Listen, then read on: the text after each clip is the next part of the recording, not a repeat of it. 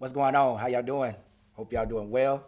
It's a great day to be alive. So listen, we about to jump into this content today, talk about how we should actually see ourselves. All right. So that's what we're going to be discussing today. All right. And we're going to come from Numbers chapter 14, verses 8 through 9. Numbers 14, 8 through 9.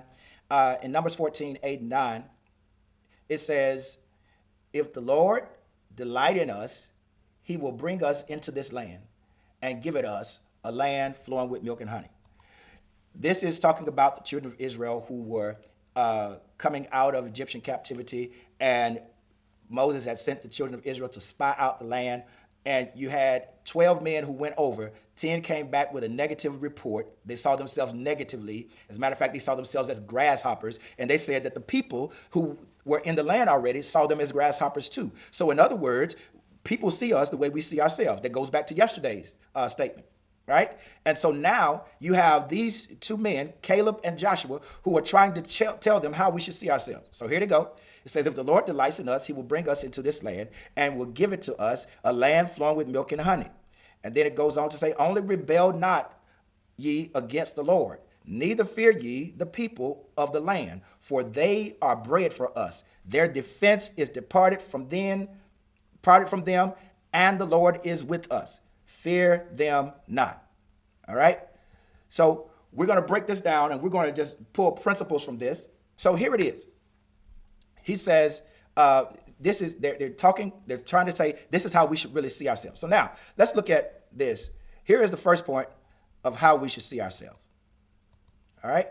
So vision of self. How should we see ourselves? Point number one, we should see ourselves as someone who the Lord delights in. Right? It says, if the Lord delights in us, he's going to bring us into this land. And they knew that the Lord delighted in them because he was the one who told them, I'm going to take you into this land. He had a relationship with them.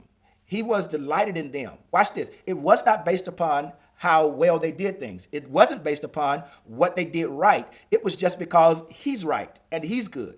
And so we should see ourselves as someone who the Lord delights in. That's the first point. We should see ourselves as someone who the Lord delights in. All right. So here's the next point. How should we see ourselves?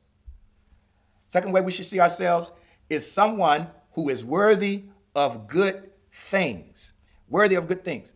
Again, God was not blessing them and bringing them into this land of promise because they were so deserving of it. He was the one who made them worthy of it because of a covenant relationship he had established with their great-great-great-grandfather. Right? And so because of who I am, because he created me, I'm worthy of good things. And he wants to give me good things.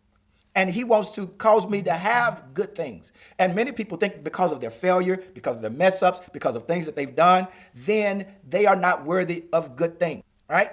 So that's how we should see ourselves. So number one is we should see ourselves as someone who God delights in. Number two, we should see ourselves as someone who is worthy of good things.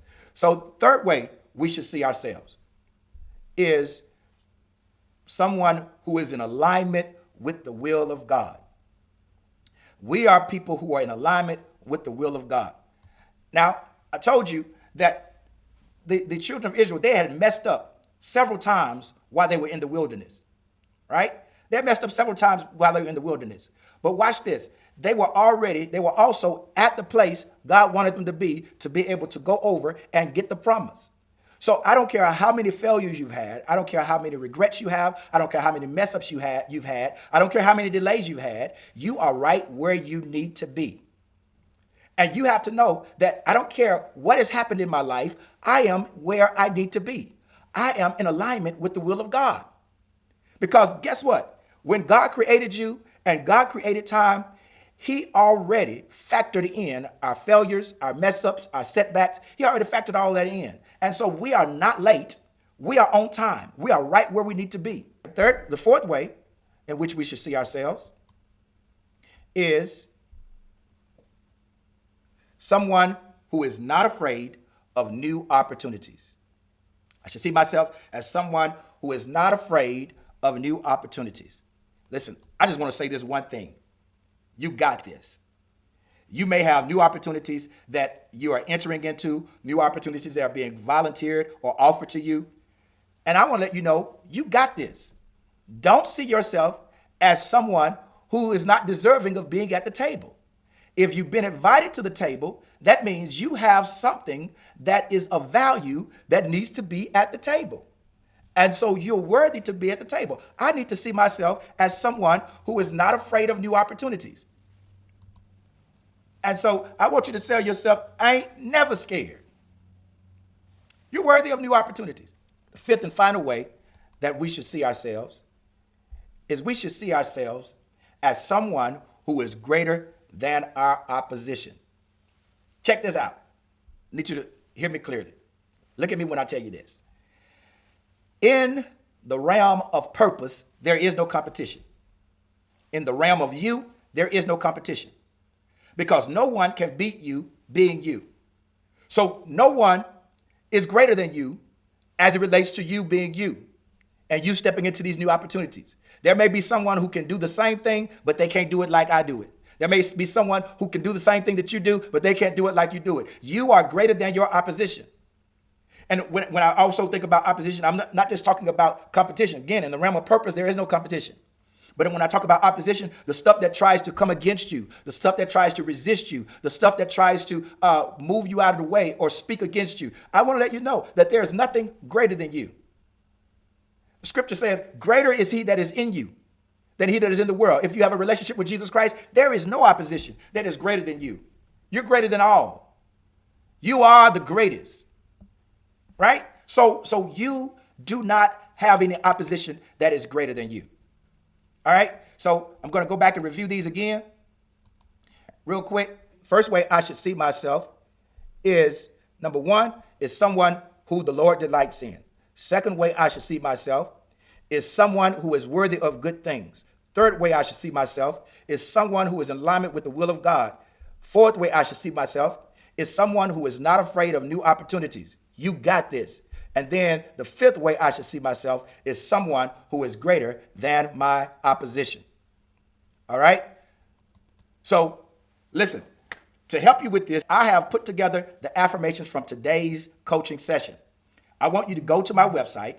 I want you to go to thepurposepractitioner.com. I want you to go to the Hot 15 tab. If you go down to the bottom of that screen on the Hot 15 tab, you will see affirmations that I have on some slides that you can actually, if you want to, I think you can print them out and download them, or you can take screenshots of them and make them your affirmations. Put them on your wallpaper on your tablet, or as a wallpaper, your screensaver on your tablet or on your phone, and make these your daily affirmations.